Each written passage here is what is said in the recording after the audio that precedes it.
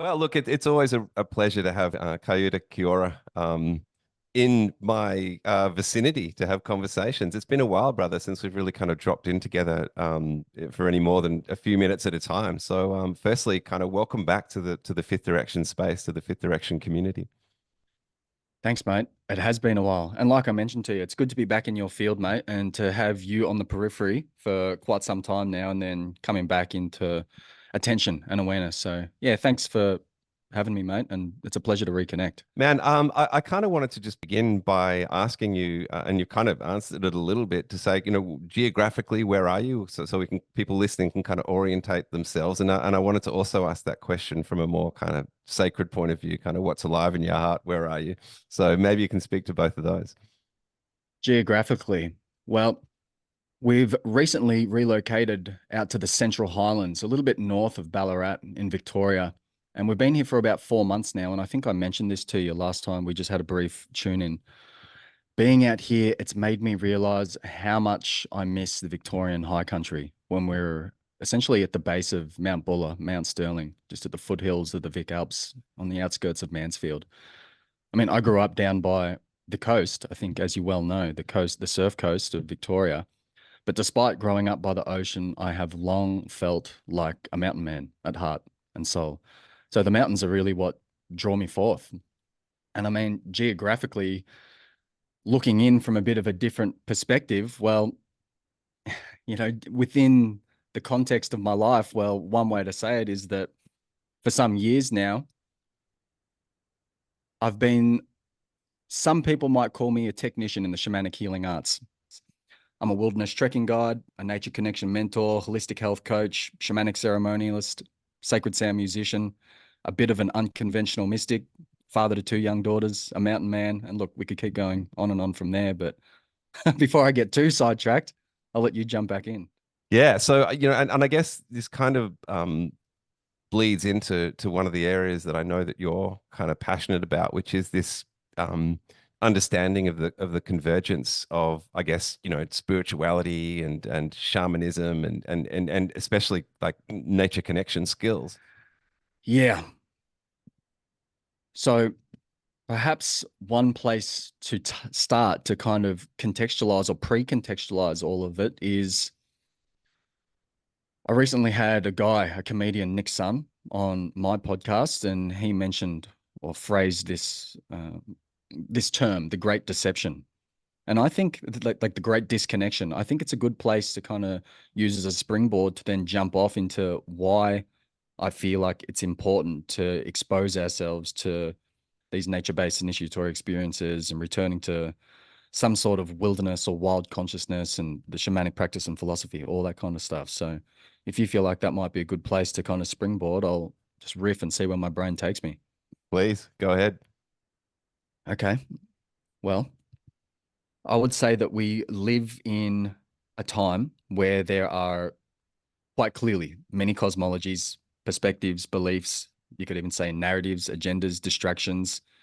And from my experience, there are certainly energies out there that keep people tethered to states of fear, anxiety, disempowerment, the energy harvesting, the energy farming, the distractions, all these types of things. And, some people might talk about it in terms of the Great Deception. And then what do we actually mean by the Great Deception? Where's it coming from? Well, I might say that it's coming from perhaps certain people, organizations, institutions, authoritative governments, secret societies, the way that this socio-cultural climate of ours has perhaps also naturally kind of evolved to, these sorts of things.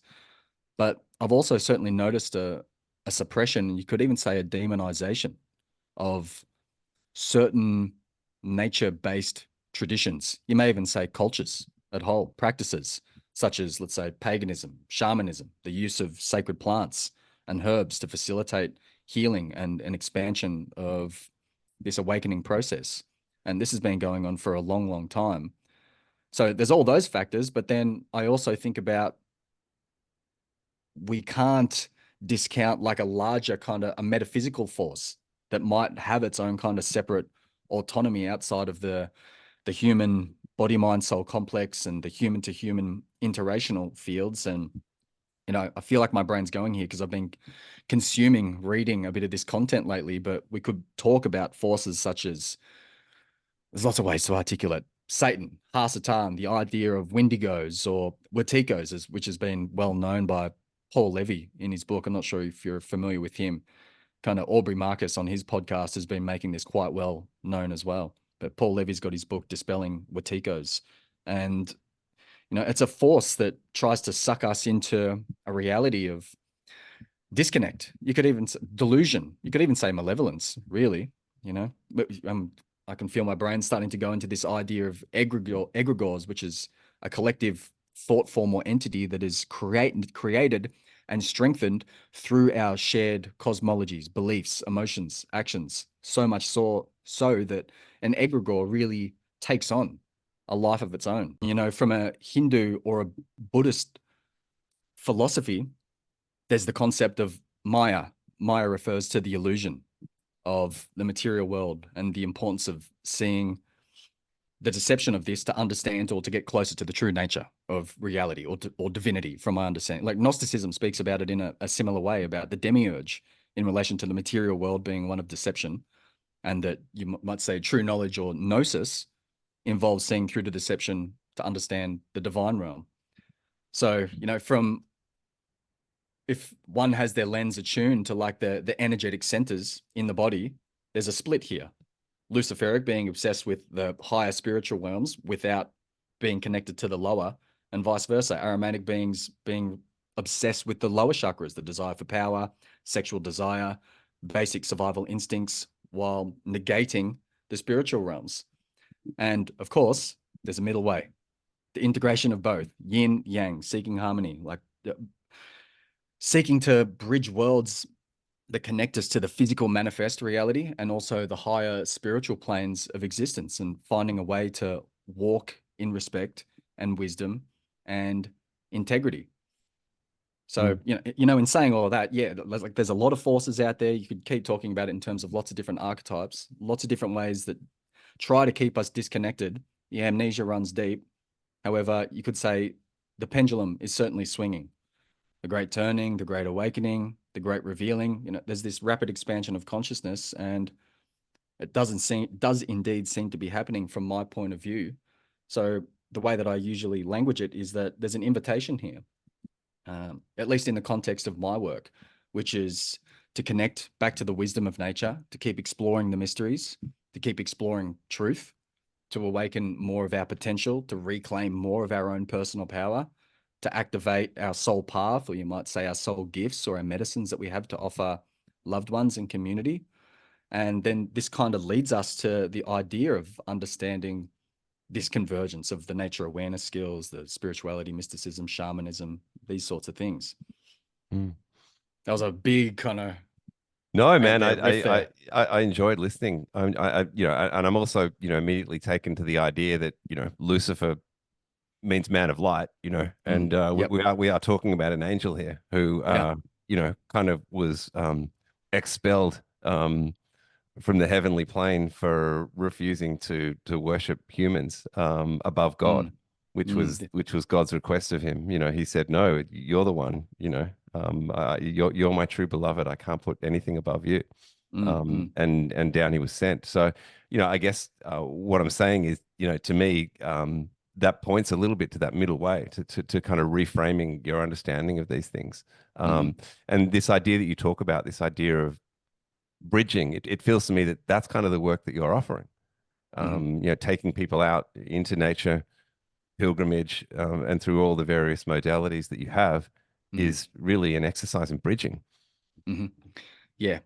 Yeah, it is. I mean, lately, um, to offer like a bit of this framework of how it kind of all comes together, I often use a triangle. I'll draw a triangle, and if you can try and visualize it, at each point of the triangle, we'll find on one point there's nature awareness skills. On another point, there's shamanism and animism. And then on the other point, there's spirituality and mysticism. And then if we draw another little triangle inside that one, the smaller three sections, they represent connection, community, culture. And then that central point, well, you might be able to guess what that is. It's the self. It's us. And then kind of radiating out from all this, it's this idea of heart-centered and soul-oriented consciousness that I talk about, and this idea of new earth leadership. And, to some people that might sound a little bit woo or a little bit kind of strange or cliche or corny or something like this. But, I feel that contextualizing everything is so important. And it takes a while, like in this fast food digital culture that we were speaking to, oftentimes we miss out on a lot of the subtlety, the nuance, the context for things. And we're relegated to the realms of kind of shallow or, the superficiality. So it takes time to kind of build context to understand the importance of these things. No, that makes sense. And when you're talking about self there in the middle of your triangle, are you talking about, deep self, which Jung would also call soul, or is it some other definition in your way of thinking?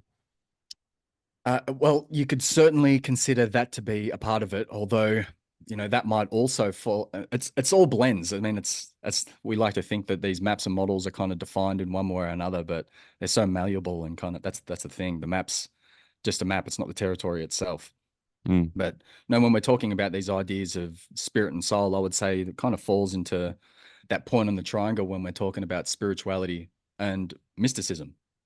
So, if I was to deconstruct it a little bit more to provide that context, you could say, well, the spirituality that involves a sense of connection to something much greater than our sense of self, the interconnectedness of all of life. Mysticism, well, that's speaking to the insights, the wisdom of having direct experiences with the divine, with truth, with creator, with spirit. And, as I mentioned, the idea of not just the idea, but the lived reality of spirituality and mysticism. It involves conversations around the nature of soul and spirit.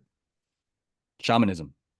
Geez, there's a lot that we could say here, mate, which I'm sure you're well aware of. And maybe we can expand upon it later if the conversation goes there.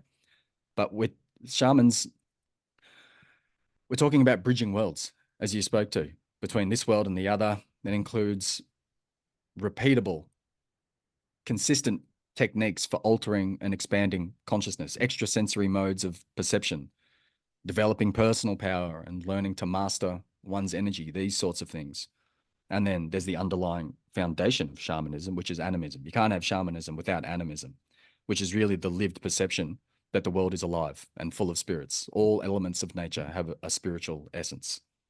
And then, of course, there's the nature awareness or the nature connection piece too. And I've got a lot to say around that too. But, because it might sound strange when we talk about the idea of nature connection. It might seem like, well, that's an obvious thing, isn't it? I mean, we're always connected to nature in one way or another, right?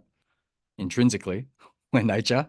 Well, But yeah, that's my point. I often stumble in my mind over the whole idea of connecting to nature. Like, how can I connect to something that I already am?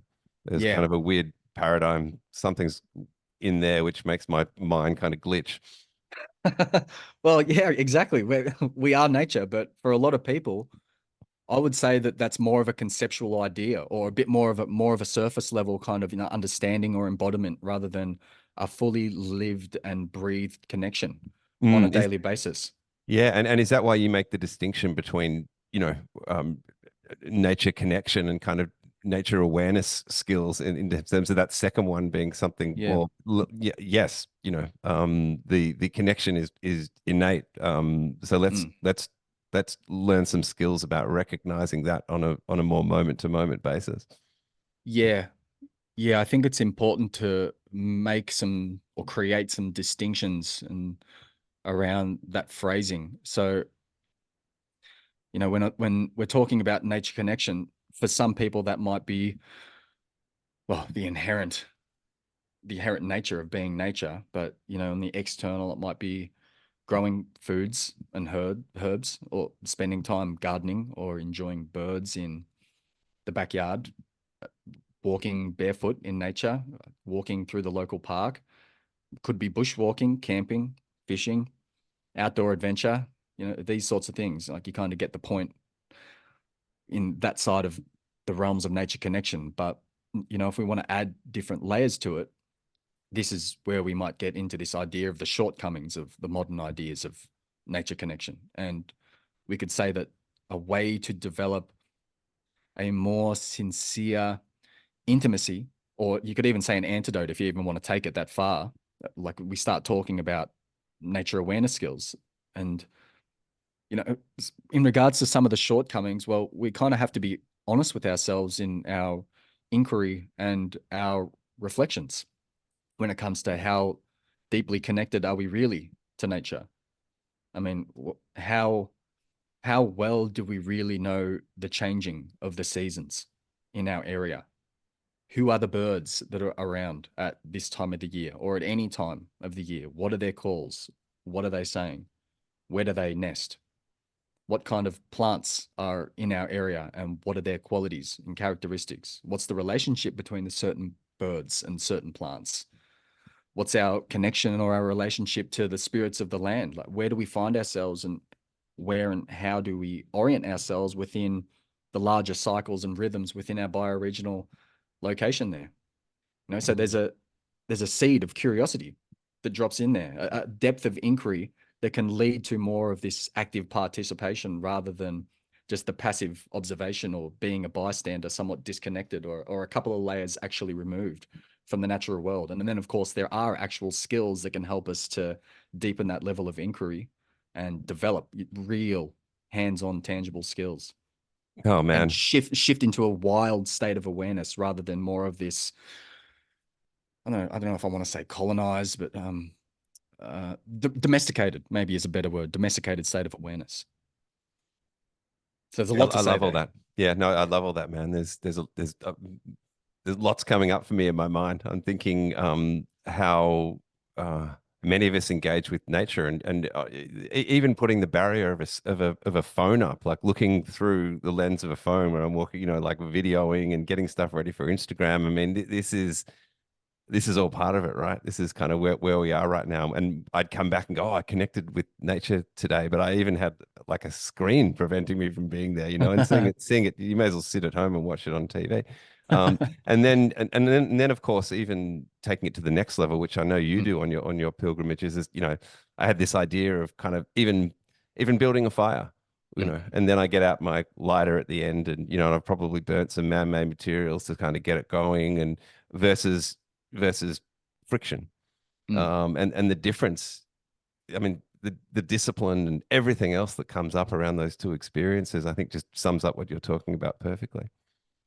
Yeah, there's certainly a lot to be said about the wilderness survival piece. You can even say ancestral reconnection piece because often those two are linked, and it also ties into shamanic philosophy and the animistic worldview piece of connecting to nature, like working with the elements, building and sleeping in shelters, or creating fire, like primitive friction fire with your bare hands, as you spoke to, learning what native bush foods are in our area and actually not just learning about them, but harvesting them, eating them on a regular basis.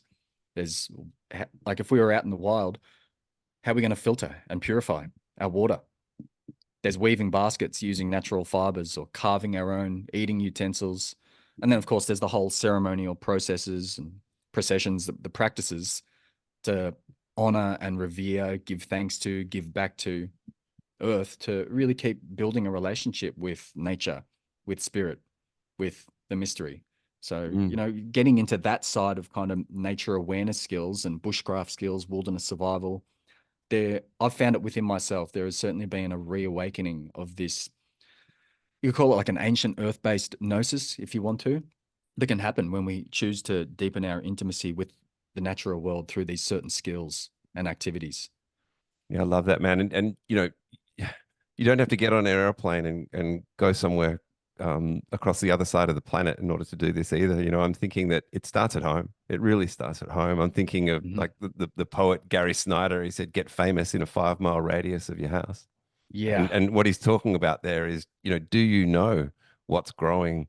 The birds and the animals and the plants and within 5 miles of your home, and that's Mm. that's that's where you are. So, and I love that idea of getting famous, and that the birds know who you are when you come, you know, etc. And I think Mm. that's to me that speaks volumes.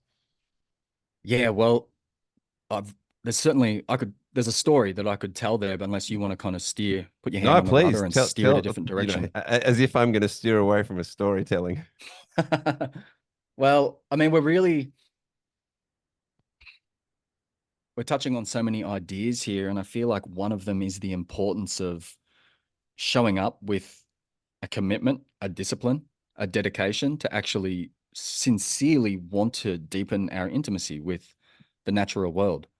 Because not everyone will want to do that. It does. It takes a lot of time and it takes a lot of effort over the seasons. I mean, one of the most basic practices, which I teach others in the wilderness immersion programs, which really is, to use this word I've used a couple of times, a springboard into a lot of other nature awareness skills or wild states of awareness. It's quite simply a sit spot. You could call it an earth meditation. There's lots of different ways that you can articulate it and contextualize it.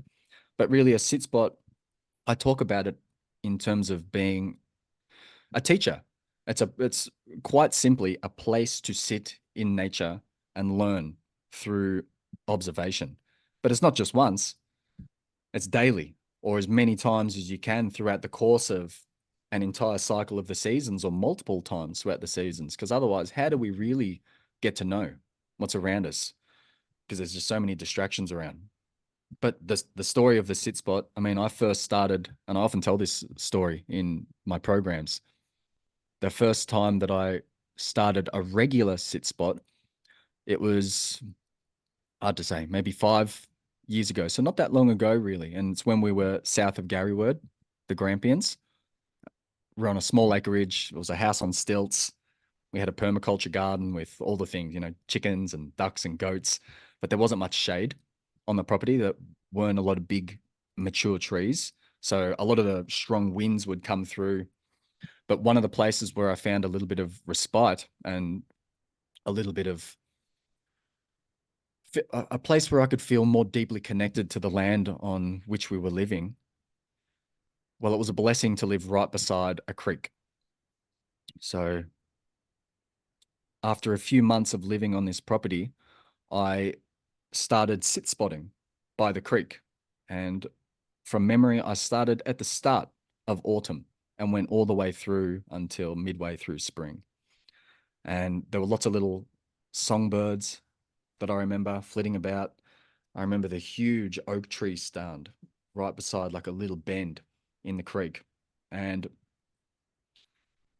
I would go down there sometimes wearing a different colored piece of clothing. And this speaks into this idea of becoming famous for 5 miles and allowing nature to also get to know you. So I would mainly go down there in my kind of navy blue puffer jacket, but sometimes I would wear a different jacket or a different jumper. And I would notice after many, many weeks and months of going there, the birds would respond differently to me when I wore a different color clothing. And, I could talk about this idea of nature as a mirror here too, because I started spending a lot of time up in the Grampians and nature would reflect back qualities to me that I could feel within myself. The mountain face that was stoic against the elements, or the craggy, windswept trees, or the dead patch of branches lumped in a heap. There were lots of things that nature was mirroring back to me, and nature is a teacher into and unto myself.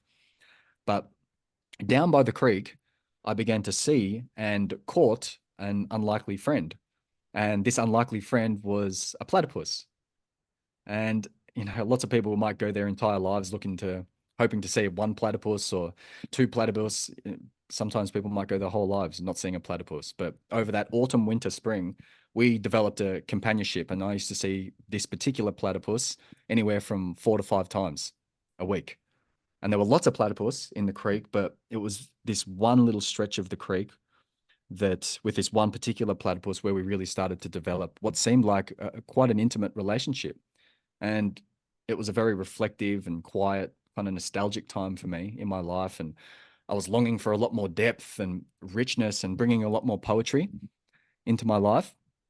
And it really felt like I was kind of living parallel to one of my favorite, you could call it a children's book, which is Antoine de Saint-Exupéry's book, the Little Prince, and his relationship to the fox. Because after those weeks and months passed, the platypus would come closer to the edge of the banks of the creek and do circles on top for, it's hard to say, maybe 30 seconds, 45 seconds, maybe a minute, absolute tops, which is not a huge length of time in the grand scheme of things.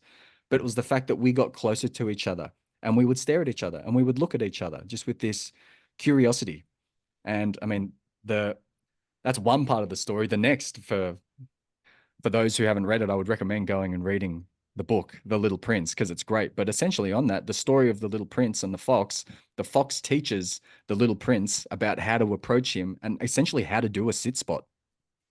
I don't think that was Anton de Saint-Exupéry's kind of intention, but it really does illuminate, like, it gives it this kind of this mythic or this poetic kind of way of how we can approach nature and how we can approach all the beings in nature, not just from this passive kind of observatory kind of boring state, like that's a tree, that's a plant, but really to deepen these kind of poetic connections with Oh the man, spirits and the beings in nature.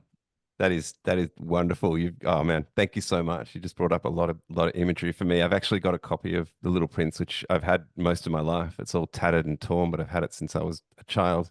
Mm. And I love that idea of the fox. I think it in the English translation, it's the fox kind of teaches him how the word they use is taming, Yes. but I don't think that that's actually the way that we would describe the word taming. It's a different idea because the fox remains wild. Hmm. Hmm. So I think they're using tame in a context that I love, but I can't quite define. I have something specific that I say to that when I tell because I often tell the story of the Little Prince too, because it adds so much kind of flavor and texture and richness to it. And yeah, so the prince asks the fox to play, but the fox says that he can't yet play for he has not yet been tamed. But I wonder if what was really meant, and this is the way that I love to see it, was that the fox was actually saying he had not yet been courted, he had not yet been befriended, like shimmering stars to a water's edge or morning dew to a delicate flower. I So, love and I that, mean, man. oh, man, That's that's exactly it. it. That's That's it. exactly it. It's Yeah. courting. That's exactly it. It's I'm immediately reminded of courting the wild twin, Hmm. it's this idea that we have to dance into the relationship. You can't just kind of sling a rope around its neck and drag it back. Yeah. Or break it in, so to speak. It's a dance. It involves Mm. music and poetry and movement and breath and all the other things. There's, all that beautiful stuff. That's wonderful, man. Yeah. Thank you for bringing Ah, that in. yeah, it's a pleasure. I mean, it's one of my favorite stories. I've told it so many times. And I kind of, it's worked its way through me in a way that's kind of a little bit different and that uses a little bit different from the classic book. But what I feel like the fox is really trying to communicate to the prince and vice versa. I mean, the way that the fox really speaks to the prince, it evokes, it's so evocative. It brings up so much imagery. Like the way I often tell it. Foxwoman dreaming, man. It's foxwoman dreaming is what it is. I mean, Um, yeah, it ties in so many threads here, doesn't it? Yeah, it really does, man. And again, I just harking back to what you were saying at the beginning of that little riff, this idea that there's a moment in time, and I'm thinking about you and the platypus and your sit spot um, where the relationship changes, and rather than you being curious of nature, nature becomes curious of you. Yes. And I think you only get that from stillness, Mm, and a sit spot like that. I'm reminded, I'm the same. Like there's a beautiful, beautiful hoop tree. It's enormous down at the back of my place, and mm, it too is near a creek, and that like I was just arrested by that spot, and it became a sit spot for me. But mm, there's another one, man, and I'm going to I just going to name this as well because it's so present for me after your story. But I spent a summer at a different sit spot years before that, and it was actually on a beach. I'd sort of found a little spot which just called to me, and over the course of a summer, I befriended a little pied oyster catcher, mm, and this bird would just come to me every time. Sometimes I wouldn't even realize because I'd be sitting there with my eyes closed, but when I opened my eyes, there he was. And the interesting thing about this bird was he was injured. Like one of his mm, one of his legs and foot was quite injured. And it just struck me as Of course, of course. Like there was just a really strong message in there for me, and that friendship, which kind of grew over the course of that summer, is something I'll never forget. Mm, yeah. Yeah, there's certainly something to be said there about not only our connection with wildlife, but their connection with us. And, to kind of wrap a little bow on the story, I love what the fox says to the prince. Like you're talking about this idea of you befriending the bird, but the bird befriending yourself as well. So the fox says something to the degree of, if you befriend me, it'll be as if the sun came to shine on my life. I shall know the sound of a step different from all the others. He says, other steps, they send me scurrying back under the ground, but yours will call me like music out of my burrow. And he goes, you see the grain fields down yonder? I don't eat bread, so I don't have any use for the wheat. And sadly, those fields, well, they haven't had anything to say to me. But your hair is the color of gold, and think how wonderful that might be when you have befriended me. Those golden grain fields will carry your spirit, and I shall love to listen to the sound of the wheat, caressed by those morning winds. And it's then that the fox informs the prince how to court him, how to befriend him. He says, you got to be patient. First, you'll sit down at a little distance from me, and I'll look at you from the corner of my eye, and you'll say nothing, but you'll sit a little closer to me every day, coming back at the same hour. And then he says, for if you come at any other time, I'll never get to know what hour my heart is ready to greet you. So there's something to be said there about, showing up at a similar time, but also exploring what the seasons of the days and the nights have to say to us. But every single day, the prince came to visit the fox, and they became great friends. But the classic, all good things must come to an end. The time eventually came for the prince to leave, and the pain of saying goodbye was too much and made the fox cry. And the prince wondered during the fox's crying if there was actually any point to their friendship, exclaiming it had done the fox no good at all, because now you're crying. And the fox replies, it has done me a world of good because of the color of the wheat fields. It's Oh just man, so yeah, beautiful. I know there's so much in there, isn't there? Yeah, It's yeah, yeah, incredible. yeah. So sit spots. Yeah. I mean, something basic that is accessible to all of us, no matter where we are, to help us deepen this active participation, this intimacy with the natural world. And the discipline that's required around that, I think, is such an Mm. important piece to speak to because, whether it's hot, cold, wet, dry, you just show up. Yeah, And yeah, actually seeing it in all those different states is actually where the magic is. yeah, yep, Um, you know, absolutely. yeah. So look, I think this is beautiful, man. And so this idea of courting nature, like how do we do that? And again, we kind of brought in Martin Shaw there talking about, Foxwoman dreaming and Mm, some other ideas. He talks about 12 secret names as well, which I think is a mm, beautiful, easy um, very accessible way of beginning that journey to actually, take a walk in that 5 mile radius around your home and actually fall in love with something, and whether it's a tree or a flower or a rock, mm, and um, give that beloved 12 secret names, like you would your intimate partner, mhm, um, and write to it and actually court it as you would a human, mhm, in the way that we know. And it's exactly the same process. And I love this idea of 12 secret names, and mm, it takes you back to that place. And then you're singing mm. poetry to it. We must be Tell it tapping those into the 12 same. secret names too, Kai. Tell it. Don't just go home and write them down on a piece of paper. Oh, Like that's go and right. Yeah, sing it back to it. yeah. Speak them aloud.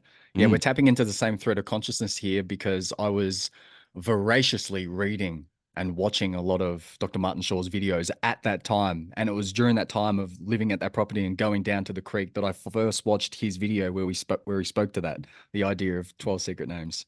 there you go. Yeah. It's wonderful stuff, man. And I guess just to take us on a slightly different tangent. Yeah, Mm, we're talking again. We're kind of talking about this idea of bridging worlds. And I noticed that you are quite interested in speaking to the difference between an initiatory experience and a rite of Mm. passage, which, this bridging kind of is. And I Mm. wonder, if you could say something around that. I could say a lot about that. Yeah. Okay, so I'm returning to that triangle that we kind of elucidated, the nature awareness skills, shamanism, animism, spirituality, mysticism. So they're all complementary to each other. And I often say that shamanic or spiritual states of awareness are often better facilitated through the cultivation of nature awareness skills. And then why is that? Well, I would say that nature awareness skills, just like all these other states of a consciousness, they really require the cultivation of being a hollow bone. And there's many different ways that you could language this. A hollow bone, an empty vessel, a clear chalice. It's a state of consciousness, a state of being, and a fundamental principle of shamanism and spirituality that allows spirit to really flow through us in, you could say, a pure way. There's many other different ways to describe it. And, in the context of my work, when we're talking about shamanism, which can also find a link between rites of passage and initiatory experiences. I mean, a lot of people think that shamanism may be relegated to the idea of, let's say, plant medicines or psychoactive compounds, but that's only one thread. The philosophy and practice of shamanism is pan-cultural, cross-cultural. It's much more expansive than that. And some people might consider themselves to be purists and say that, well, shamanism only really can be found in one pocket of earth. And because shamanism, the word itself, has been extracted from the Tungusic languages of Siberia and applied as a blanket term on many cultural practices and philosophies. But I say that the roots take hold in similar soil, which is, we spoke to before, revelation through direct experience with nature spirit. It's mastering energy, the cultivation of personal power, a deep connection with the patterns, the rhythms, the seasons of our local ecology, the bridging worlds between this world and the other. It's these repeatable techniques for altering and expanding awareness, communion with spirit beings, totem allies, deities, elementals, all kinds of extrasensory psychic phenomena. There's the ceremonial and ritualistic practices, healing, honoring the sacred, serving community, this overarching normality of animistic consciousness, but also, as you speak to, this idea of initiatory experiences, or some people say rites of passage, but I was kind of offering a bit of pretext to kind of tie it all in together there. But I like to make a distinction between the two because the two phrases often get lumped together. And I think it's a good thing if we can kind of tease them apart a little bit and offer a little bit more nuance and context there. So, when I first actually came across these ideas, I believe it was through Martin Shaw, speaking to them and then feeling into them through my own personal experience and leaning on some of the giants of our time, such as Bill Plotkin. Michael Mead might even speak to this to some degree. But I often say that passage rites are, let's call them deliberate, culturally sanctioned rituals or processes that often serve to acknowledge or mark or honor a transition from one life stage to another. So it could be from adolescence to adulthood, boyhood to manhood, becoming an adult into becoming an elder, many other iterations and life transitions. And a passage rite, in a traditional sense, typically has some kind of physical, psycho-emotional, spiritual risk involved. And you could categorize it by three major stages: the severance, the threshold, the actual experience itself, and then the return. No, you could say the preparatory phase, the main process itself, and then integration.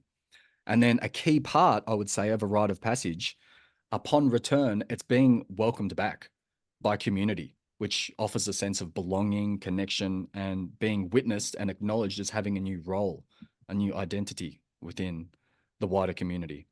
And in the word passage, as Martin Shaw might suggest, it denotes a start, there's a passage to pass through, and an end. While initiation, on the other hand, it's a lot more nebulous, initiate to start. There's not necessarily a formal ending. So I say that initiatory experiences, they can be crafted intentionally, but they can also be spontaneous and unexpected. I mean, they can be catalyzed by a vast array of factors: illness, sudden death, grief, a profound moment of connection with nature, or a mystical encounter with the divine. So we're being initiated into something new. And again, Martin Shaw waxes lyrical that when we first start off down this path, we may think we have an idea of what the journey is actually all about, but it's not until we're well down the track and we turned around and we look back toward the trailhead that we might go, okay, now I'm actually starting to get more of a sense of what I'm being initiated into. So really, to kind of sum that all up, a rite of passage, that can be an initiatory experience, but an initiatory experience, it's not necessarily a rite of passage. So they're similar. They both have the opportunity to be transformed, but yeah, they have different qualities and characteristics to them. Oh man, That's I the way think that I you typically articulate it. yeah, I think you've done that really well, and that's my sense also. Mm, Yeah, deeply felt, mm, deeply mm, felt in that, the initiation.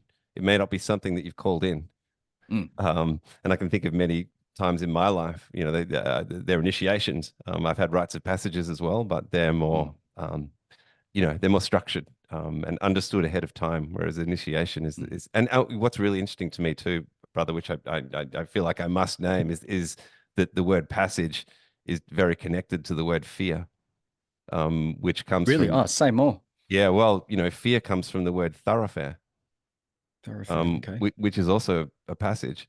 Hmm. So I think about in the overarching discussion around all this, we have to call in the notion of fear, which is almost a necessary ingredient.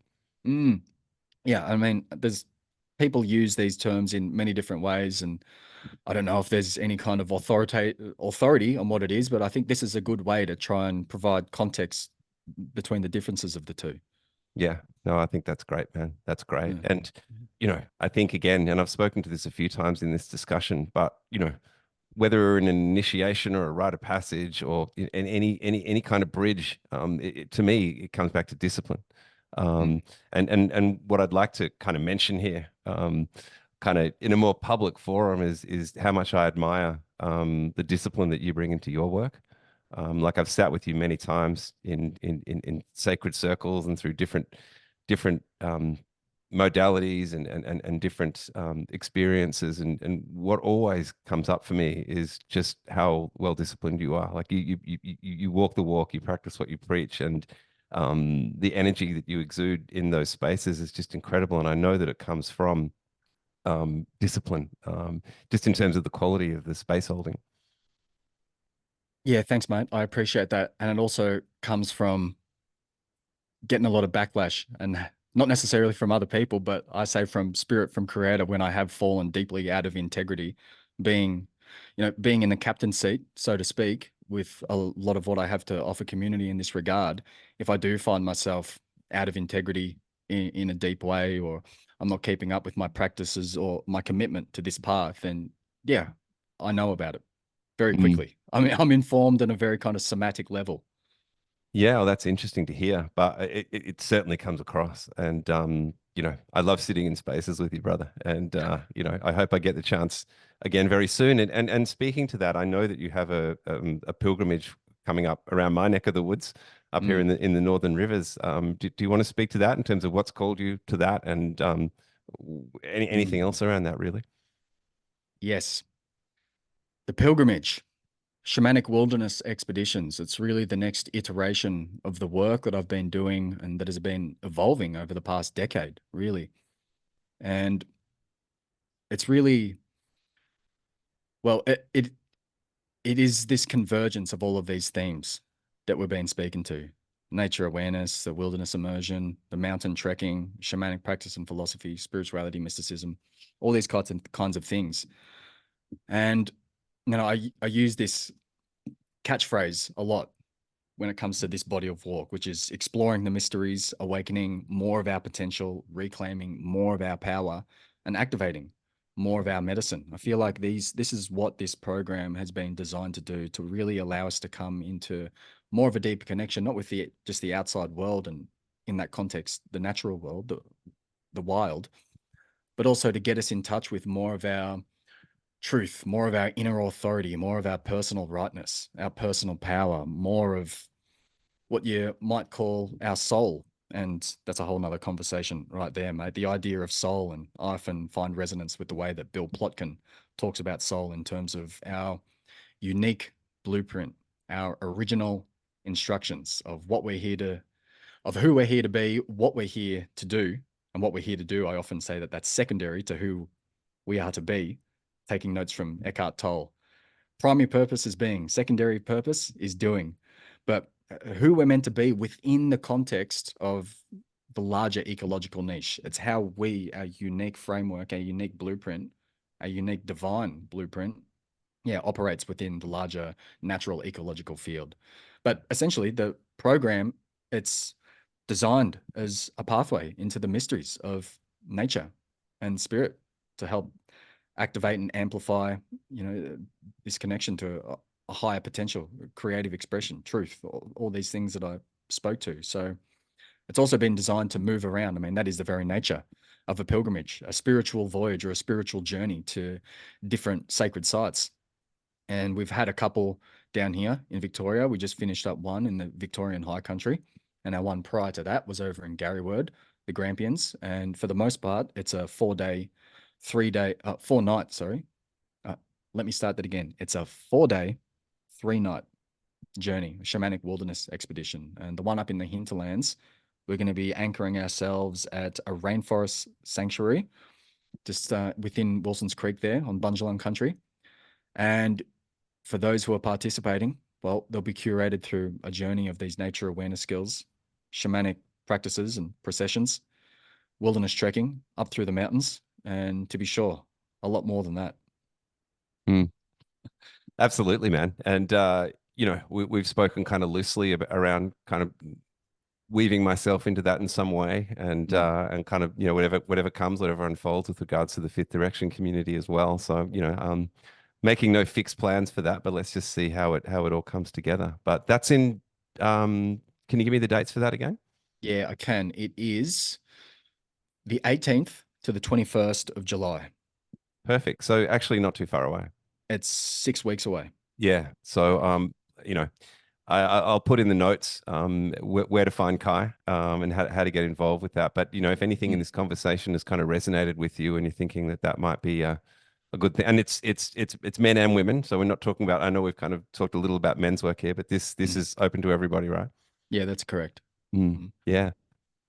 Well, look, Yes, on the first journey that we had over in the Grampians, it was more skewed towards women, and then this immediate journey that we just had up in the Victorian High Country that